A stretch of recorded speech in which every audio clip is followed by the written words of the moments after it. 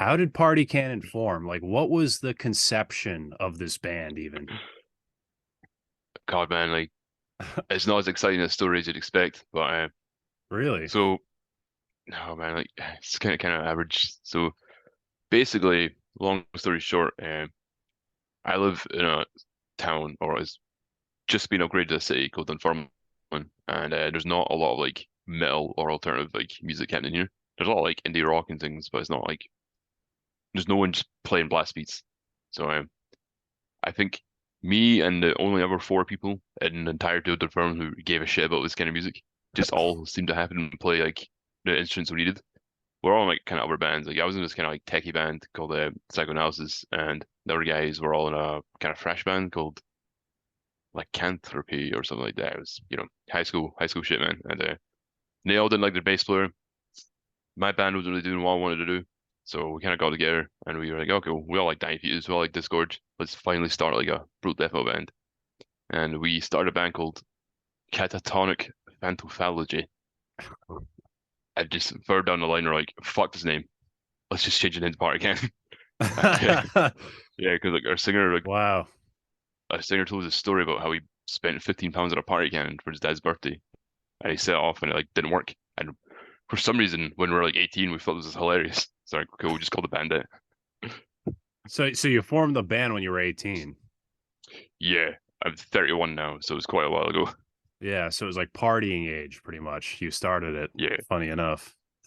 pretty That's much, man. funny. Like, So it's like a literal party cannon that was like didn't even work. So you guys just named the band Party Cannon. yeah.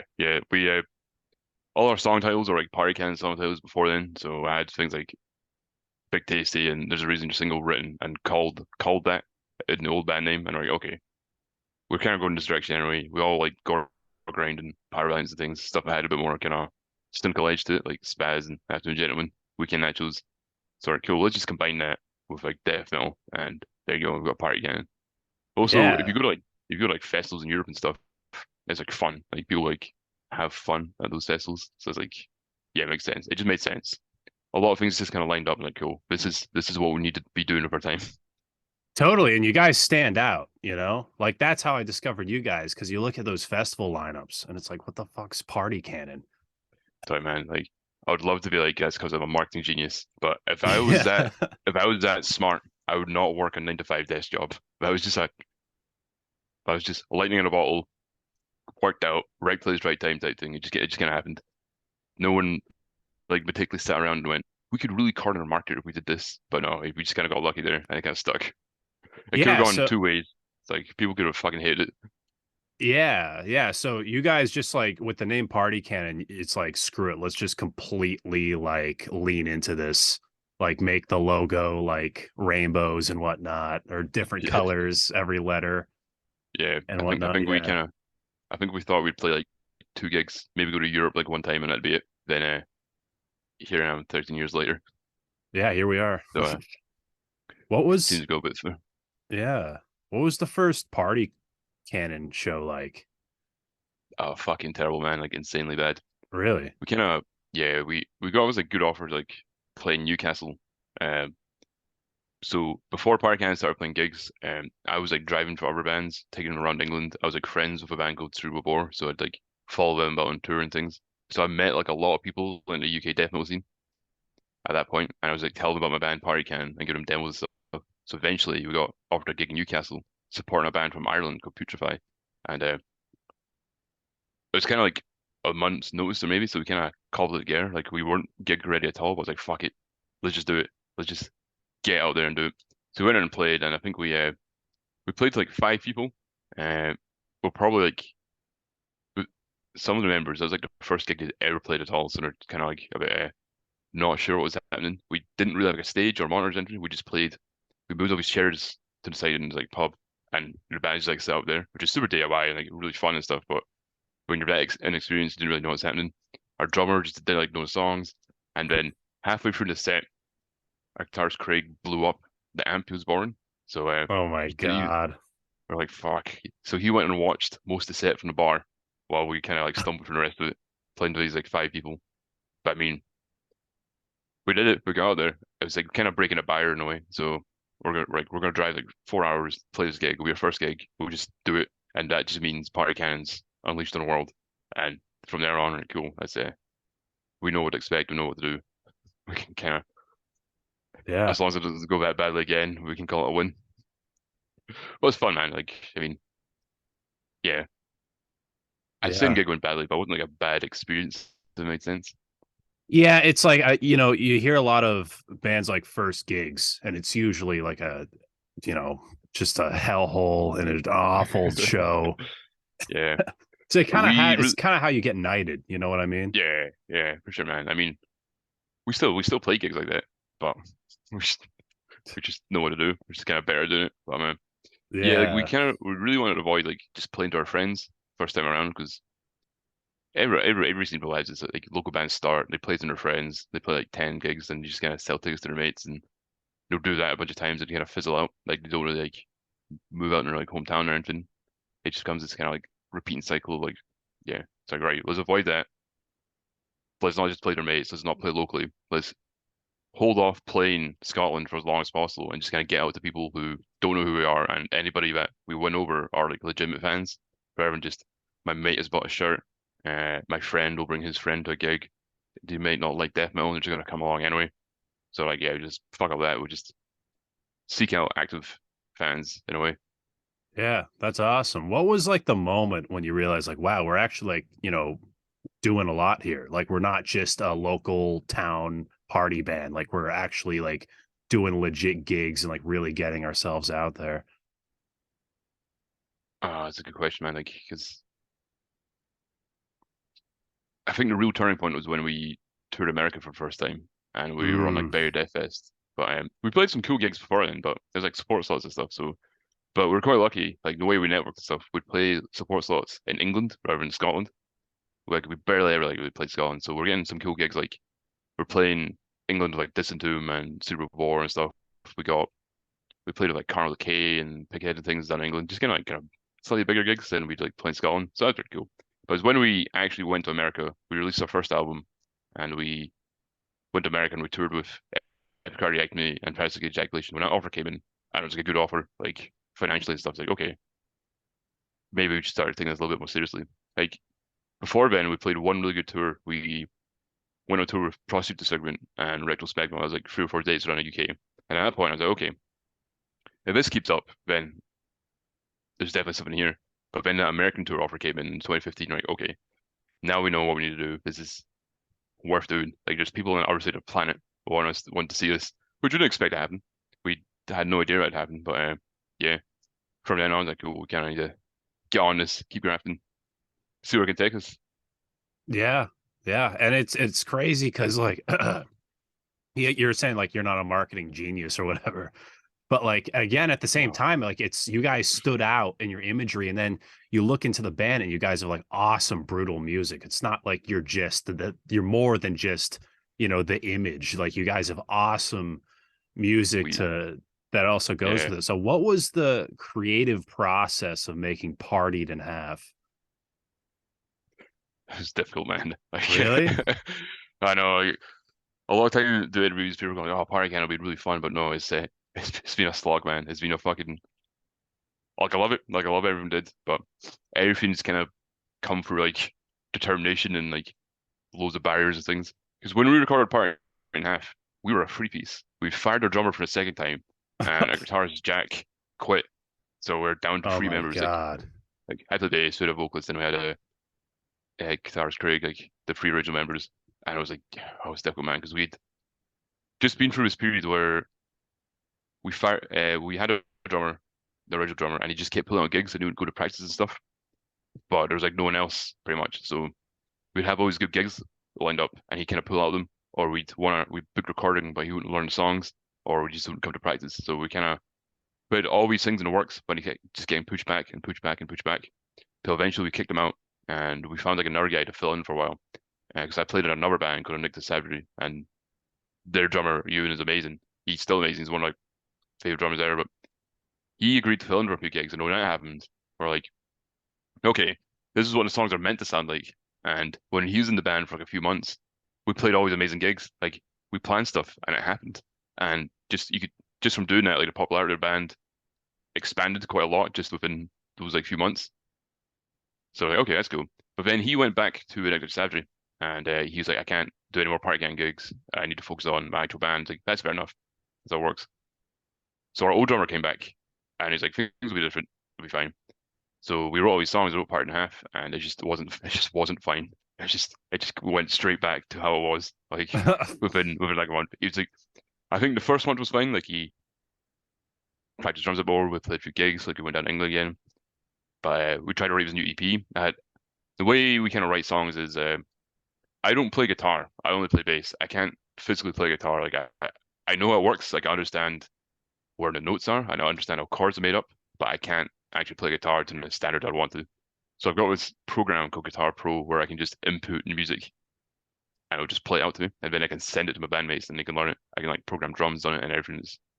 It sounds like Super Mario, but it's a good way to like, get ideas across without like Yeah. sitting there being like play this note, play that note. I can just write it out and you can list it, and yeah. So I had the full EP written on that, and we are learning it and stuff. And he just couldn't do it. He was just like bailing gigs again. We had a really big gig with Exhumed in Glasgow that I had pestered. I mean, pestered the promoter to get on because Exhumed are like our favorite band. And the night before, he just pulled out. He's like, "Not playing gigs." See you guys. Like, fuck. So we fired him again. Oh And my okay, God. yes, because we had the artwork ready for Part and Half as well. Our guitarist Jack came up with the idea, so we had the artwork ready. We had the songs ready. We just needed to record it. We had a label like interested in releasing it, like a short run. It was all kind of there, ready to go. We just had to physically record it, and yeah, just wasn't happening. And at the time as well, like we fired Neil, and we are going to get someone to fill in again, and then Jack quit the band. Like he had some kind of issues, and he just like quit the band out of the blue. He couldn't like really play in the songs as well at that point. He was trying really hard. I was sitting with him like trying to teach him the songs, but it just wasn't gelling. Me and him were like arguing all the time. I just felt like one step forward, two step back with everything. I was like, okay, what is going to happen with the band? Like we're canceling more gigs than we're actually playing. We're Mm. turning down more things than we're actually doing. We've got all these deals in place, but just like not happening because we're like just don't have the members.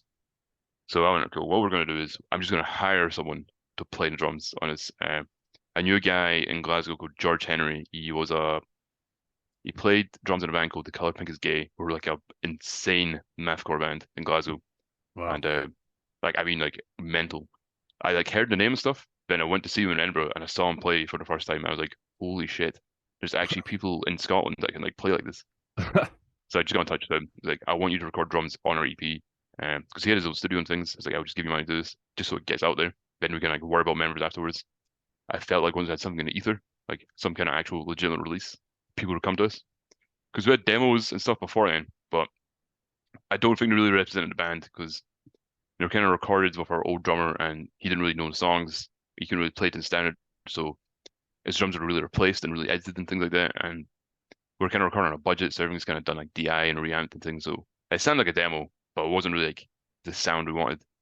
But when we did Part and Half to George, we could have that actual like a live sounded band. We had a guy who could actually perform the stuff, and then we could actually just record guitars over it. It just sounded like the way we wanted it to sound. So Wow. yeah, so we eventually did that, and it was like an eye opener. Like fuck, how to get a label put out. People were getting orders for an EP like all over the world and things. Like what is happening here? Yeah. Then since I had actual music with a real drummer to show people, it was kind of easier to find members. Like, can you play this, or could you learn to play this? I go, okay, yeah, that sounds doable. Versus we have this like hyper edited like drum track that sounds like it's done in someone's bedroom. Do you want to join a band? Like, yeah, so that was like a whole thing. Like, I think the EP came out a year later when it was meant to. Um, Wow. but I mean, it's just been a band, man. It's just been a band. It was a struggle at the time, but Yeah, that sounds like hell. yeah, I see when I say it out loud, it doesn't sound like that bad, but at the time and it's where we were and how social media was at the time, it's kind of harder to like network and things because it's like 2012, 2013, so it wasn't quite as streamlined as it was now. But yeah, pain in the ass, man.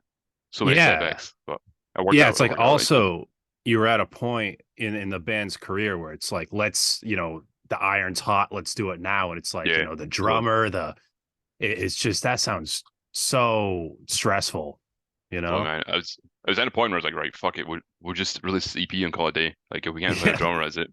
Because people will Wow. tell you like drummer like gold dust, man. Finding a drummer who could play the stuff and be committed and practice at that point in time, especially in Scotland, not happening. I just it wasn't gonna happen. Yeah. That's crazy. So has your approach to like recording and producing like changed?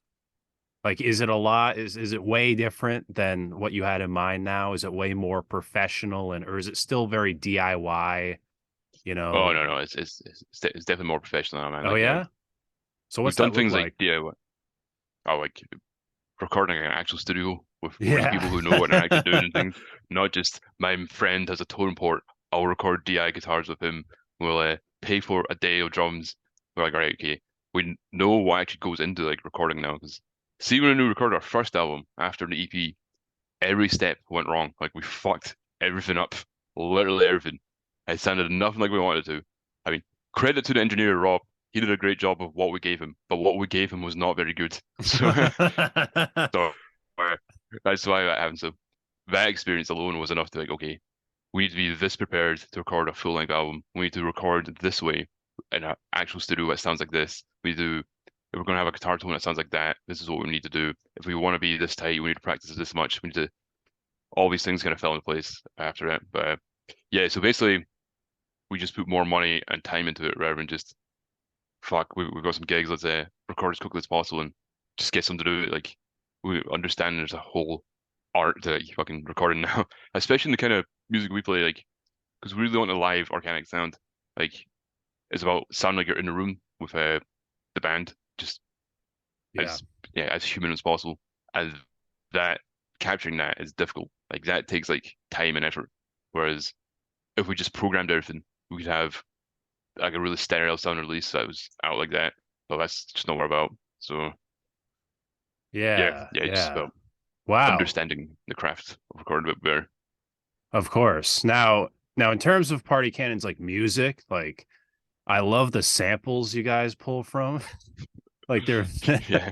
did you grow up with like or some of the song names as well are so funny. Did you grow up with like Cartoon Network or Nickelodeon Yes. or Yes. something? That's Yeah. exactly it, man. When we when we started really being a band, it was kind of the era of Cartoon Network where it was like regular show and Adventure Time and things like that, or SpongeBob Misadventures as of Flapjack. well. Yeah, and all like all those like Ren and Stimpy and things. Yeah, Rock was More in Life, all that kind of era. That was like our thing. We also like I think we watched like a lot of anime as well, like Neon Genesis Evangelion and things like that. Wow, So that's yeah. that all kind of bleeded in, and we went for like a huge time of kind of we all really enjoyed like American teen movies, but we kind of enjoyed them in a kind of ironic way because they're objectively bad, but they're enjoyable, which I kind of feel like a relates to our band as well. So no, but that was just a kind of shit where I get into like I think we thought we are smarter when we actually are, but yeah, it's fun, man. Yeah. It's just fun. It's kind of vibe. Well, the thing is, like, I wouldn't say that. Like, your music is extremely like technical and extremely impressive and just awesome and brutal. It's what makes it so funny though is like the samples you guys also pull from, because like some of you look at like bands like Cannibal Corpse and it's like some brutal samples, and then you guys are pulling from like Super Bad and like the In-Betweeners or whatever, I Yeah. believe. Oh man, that's good. Thing is, right, Yeah, that yeah, in-betweener sample is actually pretty brutal, but it's just brutal in like a different way. So yeah, like an unironic way almost. yeah, it's a different level of brutality, I think. Yeah, yeah, It's a sidestep. Yeah, but no, it's fun, man. It's like I yeah. like kind of having like funny samples. It's kind of cathartic in a way because they're kind of so over the top. It's like a different type of expression. I love brutal stuff. I love like brutal samples as well. But yeah, Totally. it's just a different feeling, man. Different feeling. It's a different form of catharsis. Yeah. Now, like in terms of like Superbad and whatnot, like what was the like creative process of like choosing your samples like that? Like, is it like, you know what would be funny? Let's just do this. Is it just like that, or is it like you really look Kind, into what would be the best movie quote? I say yes and no, man. Like we don't just sample anything. It has to kind of work. Yeah. Like and it's so pretentious, but there's actually quite like a high ceiling of what sample we'll use. It has to be right. It can't just be, oh, this sample's fun. I'll just put it in. It will be like, right, does it fit the vibe of the band? Does it kind of subvert expectations in some kind of way? Is it like the right level of cynicism? Is it just as dumb as it should be? Yeah, it has to be kind of like layered in some kind of way. But there's some samples you Yeah. just hear like fuck that, but it works. Like that super bad sample when he's like, how old are you? And he's like going off to party, and Yeah. it's like perfect. Yeah, that's Uh, perfect. yeah, and like the Tuner sample, it starts off so mild, then it just gets out of hand really quickly, and it's just in like that 2 seconds of escalation and turn to blast beats. It's kind of good. Yeah. Um, I Pretty mean, awesome. there's a TV show called Peep Show in the UK, but we sample quite a lot because it just kind of encapsulates what I think is like the perfect like style of humor. It's just so funny and so bleak at the same time. But there's one sample we use on our EP is always people sitting around the table and are chanting the word slam over and over again. I remember I was watching that episode and that came on and I just about had a brain hemorrhage, just like holy fuck. Like that is perfect. Like I'd like stop and write, I'd like write down like the time and stuff. That's Which kind of awesome. happens. I've Yeah, got an act yeah. I've got an actual like database of samples. Like every time I hear a sample I think would be good for a song, I just kind of add it to my list. Like I find the watermark and stuff. Just so when we come to releasing another album, I have things already I could put in. That's so funny. So do you just have like a Google Doc of just like potential samples? Not even a Google Doc. I've got like a note on my phone, Yeah, like an iPhone note. It's like, yeah, okay, yeah. Like the Notes app or whatever. yeah, it should be more advanced and use a Google Doc. Hey, it Because works, then they you could like, know? yeah, man, what works, what works. Yeah, yeah. So going off from the samples, how is like the death metal community like been to you guys? Like has there been any like gatekeeping or have they been like very welcoming to like what you guys You know, do? being a lot more welcoming than I expected. When we first started out, I think definitely the UK was kind of on the down. Um, I think a lot of bands were just kind of moving to black metal and things like that. So it's kind of more in the grindcore and porno grind community that kind of took us in because they had obviously some type of humor. But as time went on, as death metal was kind of come back and resurged in the UK, people have been kind of on board with it. They're like, oh yeah, this is cool. I get it. It's fun. When you see us live, like, oh yeah, this is like legitimately intense music and stuff. Obviously, there's always going to be a few people being like, oh, why are PartyCannon boots, PartyCannon on this and everything. But no, overall, man, people have kind of been quite welcoming. I think a lot of people who like brutal death metal specifically kind of understand that it's fun to listen to. It's like it's serious music, but the reason it's fun is because it's so over the top. So I think they appreciate that and they appreciate what PartyCannon's doing as well. But I think the kind of wider death metal community as well, who aren't maybe so exposed to kind of underground stuff, I've kind of been accepting this as well, which I also didn't quite expect. So when we were on tour just there in January, people were like, "I don't listen to brutal death metal, but I love your band." This is like my first like brutal death metal gig I've ever been to. It's like, oh, okay, that's pretty cool. Then when we play like kind of bigger festivals like Bloodstock and stuff, I think a lot of people have a preconceived notion of what brutal death metal is because I know like if I was like a woman or like a minority or something, I could understand why I wouldn't want to listen to a band called Female Nosebreaker or Gorgasm where on the cover art is like dead women. Like I like that kind of stuff. I understand its horror shock value. That's my interpretation of it. But if the shoe was on her foot and I was like a different person, I could see why someone would want to listen to it. So I think a lot of people hear, "Oh, brutal death metal, I know what that is. I don't like it." But when they see PartyCannon on a festival lineup, they go, "Oh, PartyCannon, what's that?" So they kind of go in with an open mind. Then they discover they actually do like that kind of music, and I think that's been a big part in being kind of accepted in the kind of wider metal community and a wider kind of death metal community, rather than just the gore grind and brutal death metal community. Yeah, and it's such a nice breath of fresh air too, because like we were talking about before, you look at some of the festival lineups and it looks like people threw a bunch of like sticks on the ground for like most of the band logos. Then you guys, it's like this colorful, Uh, so it's really cool. And I'm glad, and I actually have noticed that as well. Like bands, and I feel like the wider death metal community has really accepted you guys, and it's really cool to see that there's that diversity in the genre now. You know, yeah, I think that's a good way to put it. It makes things a little more diverse, but yeah, it's alright. I yeah. mean, I don't want to sound at all like I'm shitting on other death metal bands who do the more kind of traditional route because that's the stuff I love. Obviously, it's like I want to listen to be sure right now. Like obviously, I love that stuff, but I'm just kind of trying to look at it from like an objective standpoint, like why certain people like this and what people might think. So, but yeah, no, it's good. I'm glad people accept it and we've not just been laughed off like a bunch of lineups. We're fucking we're playing with Suffocation and Enslaved next month in London, which is Sick. intense lineup. And then there's just us at the bottom being like party again. It's like cool. That'd be good. That's awesome. Yeah, man, like I'm wearing like a dying fetus shirt right now. So like there definitely is like I love brutalness and death metal. And it's not like you guys aren't brutal either. Like, you know, the volumes of vomit, Yeah, like that's the it's, that's pretty it's brutal. horrific. Like that's not Again, subverting expectations there. I don't think anyone expected us to release an album that disgusting. yeah, what's even that album cover? Like what's So the story of making that? this is actually a good story, man. This is a very good idea we had. Like I'm saying it's a good idea because I didn't expect us to come up with something like this. So I absolutely love Carcass. Carcass are one of my favorite bands ever. I love the first three Carcass albums Oh specifically. yeah. Everything after that, I don't really give a fuck about. But Symphonies of Sickness, favorite album ever. So I just love that. Like I can like my parents were veterinary surgeons when I grew up, so I've always been kind of exposed to anatomy and things like that. I have a degree in biology, so obviously that's like medicine and how things work have always been like a forefront of my interest and things. My granddad was a doctor and surgeon, things like that. So that's always been in my mind. So bands like Carcass have kind of like medical themed and kind of gory artwork that's come from actually like pathology textbooks and stuff.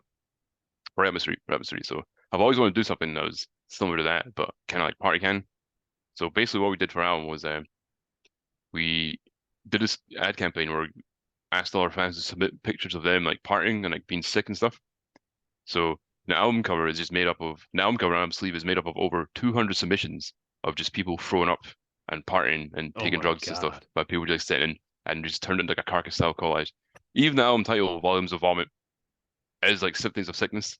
It's a pretty on the sleeve homage to it. But if you think about it, Volumes of Vomit is like you could be like, okay, each song might be a volume of vomit because it's like sick music, but you can be like, okay, there's volumes of vomit literally in the album cover. Yeah. The more you go through the sleeve, the more fucking horrible it gets. Like, Yeah. I've yeah, stared at that album cover for so because it's just trying to intense. figure out what I'm looking at. You know, is that Fun fact, organs? Is that vomit? That's yeah, so crazy. So it was just so most of the pictures you must have gotten were like you probably didn't even know what they were. Like totally, man. just yeah. So we got two people to work on a collage. We got a guy called we got Jan from the band Fluids and a guy called Cochino Grind to work on the collage. And they thread it all together with there's like B-movie gore in there and there's actual pathology like textbook art in there, along with the 200 submissions of people just being fucked up. So it worked out pretty well. It was a lot more disgusting than I intended than I expected, but it's good, man. I'm glad Yeah, people were pretty really on board with it, brutal.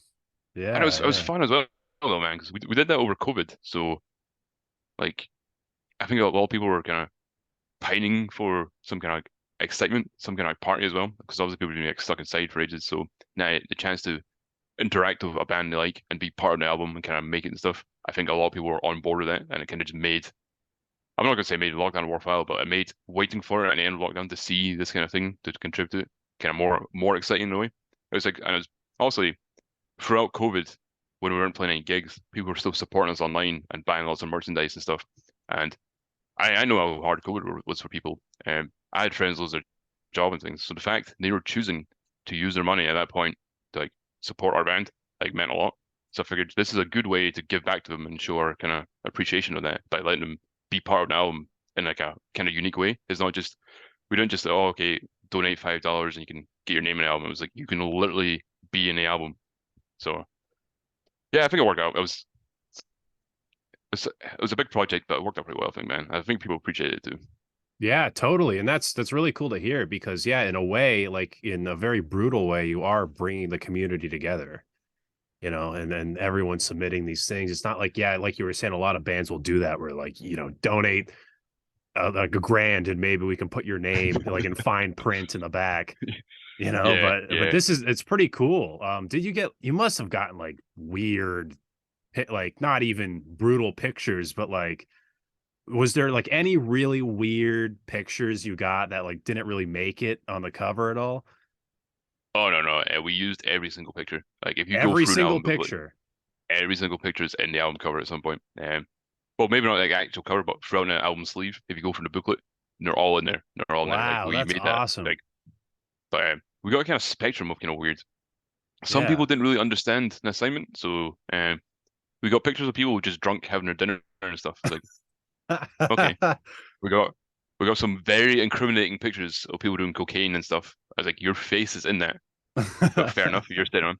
But I think the most wild one we got was this guy sent us a professionally shot picture of him in his like furry suit, surrounded like balloons and party cannon merch and stuff.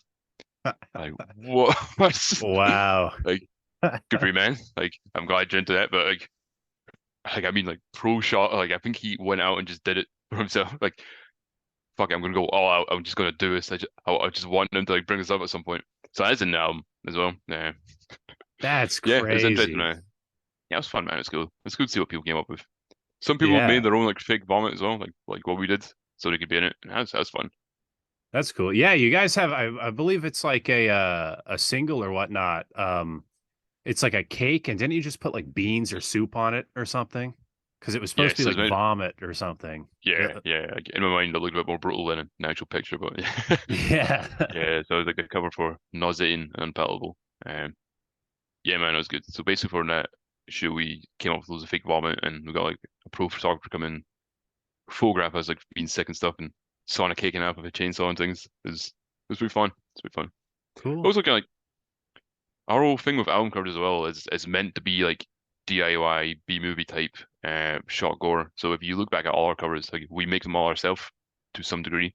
So there's all practical effects. It all looks like an 80s horror film. Like Partied and a Half, like there's no CGI there. Like we built a fake torso and filled it with confetti, and we strapped it to Jack's body. Uh, Bong hit hospitalization. Like we just put a bong inside Craig's shirt and got fake blood everywhere. So it was like smoking and things. And Yeah. perverse party player, we cut a hole in a table and put Stoney's head through it and kind of put like blood on it and things. So that's like a recurring theme of like a party cannon album is it's got to be like made by yourself. It's got to be DIY. It's need to look like a trauma film or something like that. So I think the Bombs of Bomb kind of fit with that theme as well. Totally. And I us like the fans love that aspect of the band. Like we love the DIY, it's because it's very you. It's not like you got some outside company to make like some CGI artwork for an album Yeah, cover. Like it's totally, very totally. it's we want fans like a band that like have their mark on an album, even if it's a DIY, bought confetti at a dollar store or something. Like we love that, and that's really cool. So a band like Party Cannon, like, are you and are the fans, as we learned, are big partiers from the album cover. Now, what about you guys? Is a band such as Party Cannon, like, are there any memorable parties you guys, host? Are you guys party people at all, or is it very Uh, tame? no, it's quite tame on our end, especially these days. Really? We're all like, yeah, we're all in our 30s now, man. Like our drummer's like two kids. Our Fair enough. singer, yeah, our singer and guitarist, both have stepkids and stuff. But obviously people partied back in the day. Like, I remember having a Halloween party in a flat in Stirling when I lived there that caused something like 2 grand's worth of damage. With just people fucking falling through everything. Damn. Oh, it was awful. Like people trying to climb out a window and things. But I mean, yeah. Obviously, everyone's had like kind of dumb times, but I think we're a bit more chilled now. Also, we still have fun and things like that. Of course, yeah. I think when you're doing like 9 date tours, like to like fucking 25 date tours and stuff, you kind of need to look after yourself a bit, especially when you're 31. Like our drummer's gonna be 40 soon and stuff. So yeah, Yeah, yeah. And you guys, every show is practically a party, so yeah. So yeah, I think I yeah, can sense it because like people have fun. We have like all the inflatables and stuff. We encourage like loads of participates and things. So people have fun. It's like the gig itself is the vibe. People come like party man is like a kind of engulfing experience in a way. Like people just come and there's like no judgment. People just lose their shit and yeah. then they enjoy it there. It's like a kind of safe space to do it. Awesome. Now, are there any like particular memorable like parties or stories from the road? Or is it just very, tame, boring road trips? Oh no, no, it's been a few. Like I think probably the most mental thing I had was our old guitarist Jack. he ended up getting this like really sketchy tattoo in the back of his. How we played it in Hull.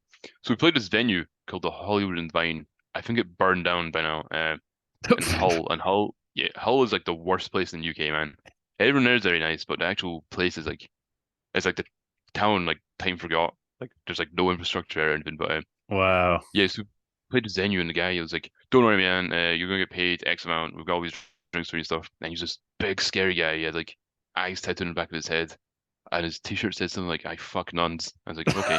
And Wow. we played like 5 people, and he's like, okay, there's no money, so what you can do is you can just sleep under the pool table if you want, and I'll just open some booze. So we just spent the whole night like tanning this guy's bar, and there's always the kind of like knockoff like liquor and things like that. And then the barmaid was there, and she's just hanging out. It's like, oh, I've got a tattoo gun in the back. So a bunch of guys like, okay, just come get these tattoos. And since the venue's called the Hollywood in the Vine, people were getting HNV tattooed onto them. But since they're like hammered and just kind of doing anything, they just end up looking like HIV all the time. So our guitarist had this like really fucked up like HIV tattoo on his wrist now. But yeah, That's crazy. it's Wow. dumb, man. It's dumb. You hear We about like bookers, but like never something like that. That's crazy. yeah, that was It fun must, though. I mean, it was an yeah, experience. makes for great stories though. Oh yeah, totally. It must have been amazing though playing like Bloodstock, Yes, that and was like very good. just sitting there and be like, "Oh my God, I'm so glad we're out of this." Like So what a difference. yeah, we were booked to play Bloodstock in 2021, which was like the first Bloodstock after COVID. And the week before we went to play, like a few days before we went to play, our drummer got COVID, so we actually had to pull out of that additional Bloodstock, which Mm, sucked. But that was like a fucking huge blow, especially after everything leading up to it. yeah. But gratefully, we were booked onto Bloodstock the next year in 2022, and that coincided with our tour with Gwar from the US. So Yeah. I'm not ever going to say it was a good thing our drummer got COVID because he has like 2 kids and stuff, and he was very unwell. But when we played Bloodstock, it was like the full Bloodstock. It was like they had international bands again. Merciful Fate played. Machine Head played right after us. Whereas the Yeah, year before, Jesus. yeah. Whereas the year before, it was still an amazing lineup, but it was all like UK bands, or mainly like UK bands and some EU bands. But when we played the next year, obviously we were on tour with Gore at the time. We played with like bigger bands and stuff. Like the actual attendance was higher, so it kind of worked out in our favor in a way. So we played to maybe like 6,000 people at Bloodstock, and that was insane. Like there's like so much hype for the set as well. I was definitely a highlight of being in a band, especially after pulling out the year before. I think people were wanting it more. And every time we play a gig down, we at least one person comes up to us and goes, "Oh, I saw you at Bloodstock. That's how I discovered the band." So it definitely did us some justice because that UK tour we just did in January, that was like way beyond expectations. We're playing to like 100 people each night, which in the UK is very good, very good. Like, and I think that was from playing Bloodstock. I think that was like kind of tipping point there. Yeah, definitely. And a lot of memes came out of it too, because of again, like your name and everything. And those spread all over the internet. Do you think Oh like yeah, the memes and everything like helped elevate the band? yeah, I'd definitely say so, man. Like again, unintentionally, but the Bay Area Death Fest poster comes up all the time. I Yeah. go on Twitter every day and someone has posted it. People who don't know anything about death metal have shared that. Like, there's 3 universities in the UK now that cover our logo as part of their marketing and arts course. And there's Really? been like, yeah, and there's been a TEDx talk Wow. where people like bring up the logo and things. And if you go on Twitter, like a guy wrote a marketing book and he's got a chapter in it called "Be More PartyCannon," and it's just a chapter about how that logo stands out and how it's good for marketing. It's like, okay, fair enough. Yeah, wow. That's huge. It's for a death metal band too, to have your logo, Yes, it's insane, that man. It's, paraded around is pretty awesome. I don't think there's any band that like has that much. There's always the classics, but like that's really impressive and really awesome. And good to it's see. really intentional as well, man. Yeah. Like I keep saying, if I was that smart, I would not work a 9 to 5 desk job. Like, Yeah, the stars aligned, I guess, and you get all these people like discovering the band. Have you seen I discovered this recently. I'm not you're familiar with the band Anvil, right? And the guy Lips, there's a video of him like yes, reacting to you yes. guys, and it's like the weirdest can't like, It's a weird crossover, isn't it? crossover ever. Yeah. What was your So that reaction to watching that? All right. So the reason that happened was because we recorded with a guy in Germany called Jorg at Sound Lodge. He did a very good job. Like he recorded our EP and he mixed our split and our last album. He does very good work. He worked with like Defeat Sanity, Despondency, and he also works at Anvil. Like Anvil like fly over from America to Germany to work with him. And while he was mixing our split, Anvil had arrived in the studio like a few days early. So like, hey, Jorg, go get Lips to listen to like one of the songs and send us a video. And he seemed to think it was like a great idea. So I just get one of those things just kind of aligned. It's like a really kind of surreal moment. I like Anvil, like I've seen that documentary like 100 times. So I was like, Yeah. this is bizarre, but it's cool as fuck, man. And Lips seems like a cool guy. He's just like up for it. He's just like up for like the banner. So yeah, it was awesome, man. It's Yeah, surreal, yeah. but it's good, man. Totally. And Anvil goes back far too. So what are in terms of like, bands like Anvil and whatnot, and some of these like early 80s bands, do you pull from any of those? What are your like biggest influences for Party Cannon? Okay, right. So as far as like PartyCannon go, I would say like the 80 bands, maybe not, but Iron Maiden are my favorite band of all time. Like that was the band like got me like into music. So in some way, shape, or form, I'm sure Iron Maiden will infiltrate PartyCannon. Like there's no way it can't because that is the band that got me into music. Like that's like a reference point for like all music. But if it's to be kind of more objective and selective, I'd be like the bands we rip off the most would be like Devourment, Girls Secrete, like Gorgasm, Dying Fetus, Defeated Sanity, like those would be like the main bands, like Internal Bleeding, obviously.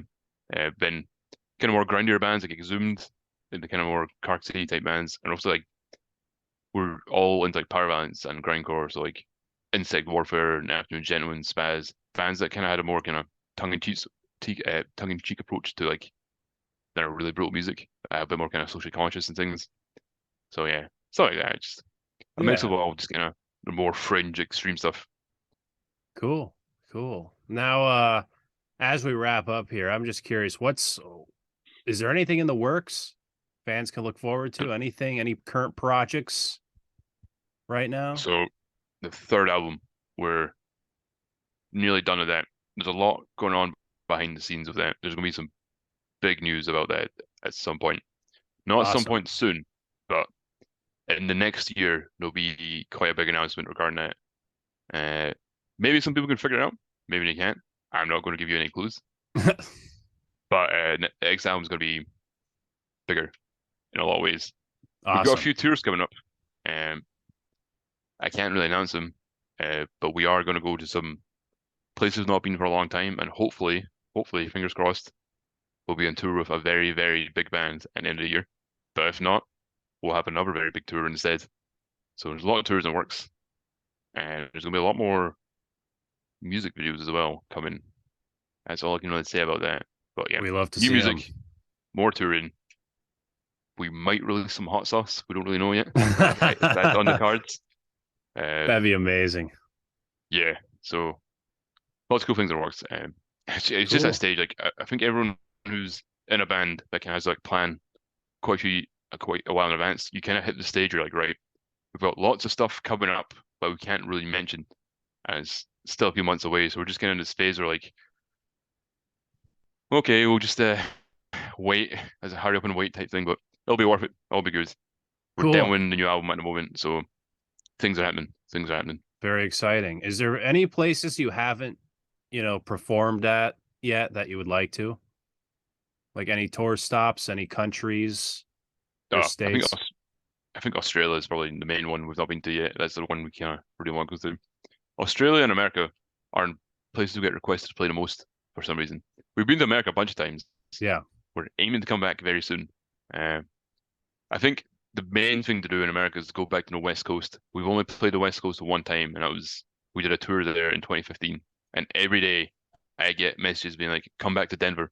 So that's that's high on our list, high on our priority list. So come back to America, do the West Coast and Texas and things like that. One day we'll get to Australia, and one day we'll get back to Japan. Because playing Japan was like a Oh, big wow. goal. Yeah, so we did a tour in Asia with Waking Endeavor. We played Japan, Philippines, Thailand, China.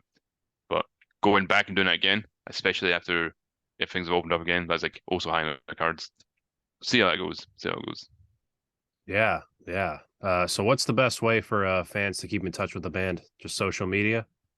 Yep, Facebook, Instagram, even Twitter.